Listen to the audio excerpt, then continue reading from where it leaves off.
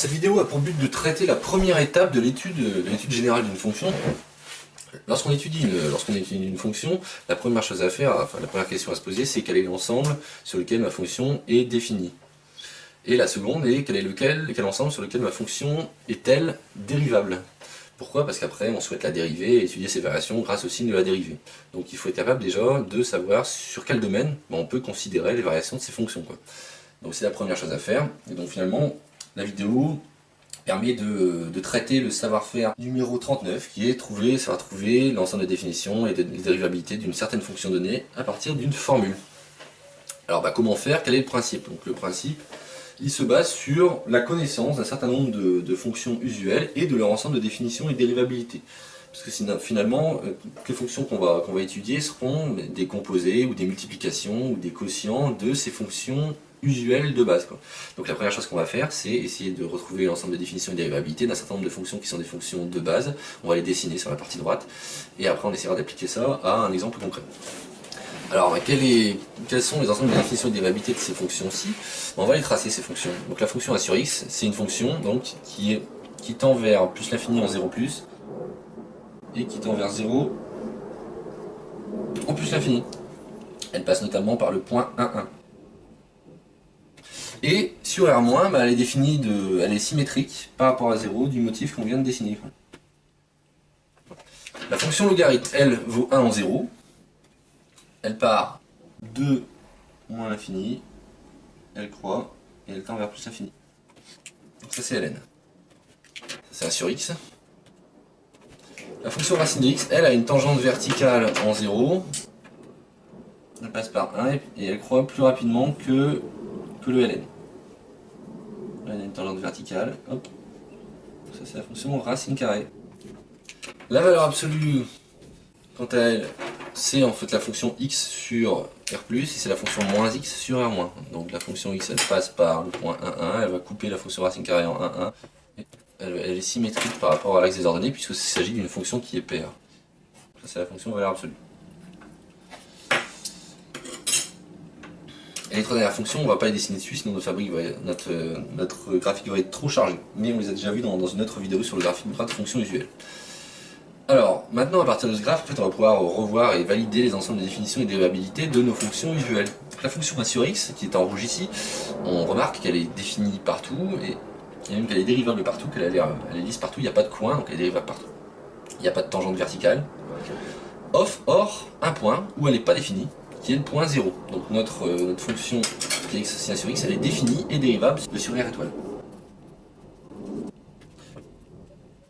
La fonction logarithme, quant à elle, elle est définie et dérivable sur r+ étoile. Elle n'est pas définie notamment dans les négatifs. La fonction racine de x, quant à elle, elle est définie sur r+. Elle a une valeur en 0, elle vaut 0 sur r+, donc elle est définie sur r+. En revanche, elle n'est pas dérivable en 0, mais elle est dérivable ailleurs. Elle n'est pas en dérivable en 0 parce qu'il y a une tangente verticale en 0. La limite du taux d'accroissement vaut plus l'infini. Donc son ensemble de dérivabilité est différent et il vaut r plus étoile. Pour ce qui est de la valeur absolue, en fait la valeur absolue elle est définie partout sur R. On le voit, il y a une valeur en tout point R, en tout point de R. En revanche, elle n'est pas dérivable en un point, où on voit qu'il y a une rupture de pente, il y a un coin en 0. Donc la fonction valeur absolue, elle est dérivable sur R étoile. Enfin, les fonctions sinus exponentielle et cosinus sont des fonctions qui sont très régulières, elles sont même de classe ce qu'on appelle C infini, c'est-à-dire qu'elles sont infiniment dérivables. Et donc, l'ensemble de définitions, là pour le coup c'est R tout entier, l'ensemble de dérivabilité c'est R tout entier. Voilà, alors comment à partir de cette donnée, des fonctions usuelles, peut-on déterminer l'ensemble de définitions d'une fonction qui est donnée? L'idée est la suivante, l'idée est de décomposer notre fonction en sous-morceaux et de regarder sous quelles conditions chacun des morceaux est défini. Notamment, l'idée est d'essayer de déterminer toutes les valeurs qui seraient interdites par chacun des termes de cette fonction. Donc là, lorsqu'on regarde ln de x sur 2x moins 3, en fait on se rend compte qu'on se rapproche de deux cases de notre tableau, le ln qui est au numérateur, et la fonction 1 sur x. C'est pas exactement 1 sur x qui apparaît, mais c'est une fonction composée de 1 sur x, parce qu'on est en train de diviser par quelque chose. Donc il y a deux cas de figure à étudier, qui est 1, sous quelles conditions ce terme-là est-il bien défini, est dérivable, et sous quelles conditions ce terme-là, lorsqu'on divise, est-il bien défini et dérivable aussi. Et sous quelles conditions le quotient l'est aussi. Alors on va pour l'instant mettre la dérivabilité de côté, on va se concentrer sur l'ensemble de définitions. Donc on va étudier chaque morceau, et on va en fait essayer de supprimer les valeurs qui posent problème. Donc premièrement, la première chose qu'on sait, c'est que le logarithme, il est défini sur R plus étoile. Donc déjà, on sait d'ores et déjà que cette expression n'aura aucun sens pour les négatifs. Premièrement. Deuxièmement, quelles seraient les valeurs qui seraient interdites par l'autre terme? Lorsqu'on divise par 2x moins 3, il y a une possibilité qui n'est pas envisageable, qui est le cas où le dénominateur s'annule. C'est-à-dire ici pour 1 sur x c'était 0, et pour 2x moins 3, il faut que 2x moins 3 soit différent de 0.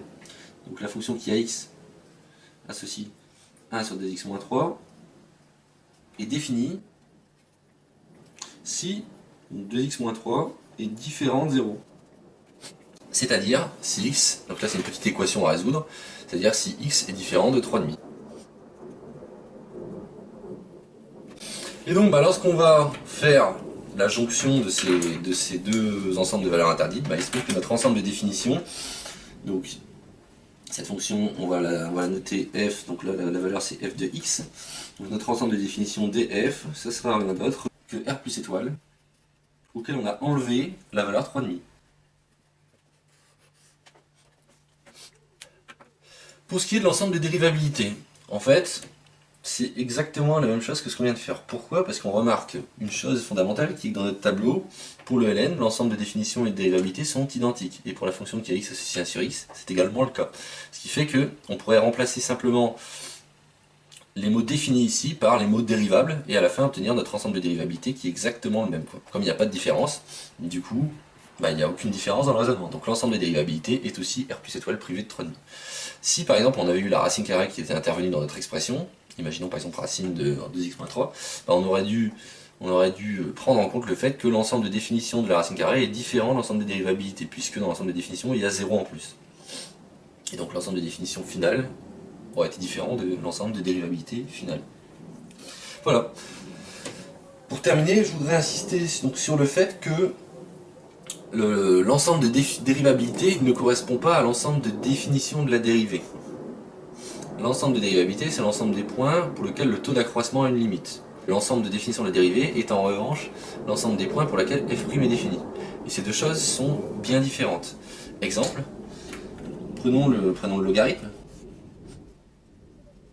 Lorsqu'on dérive le logarithme, on obtient 1 sur x. Or, l'ensemble de définition donc, de la dérivée du logarithme, l'ensemble de définition, donc, ce que je noterai d de ln2',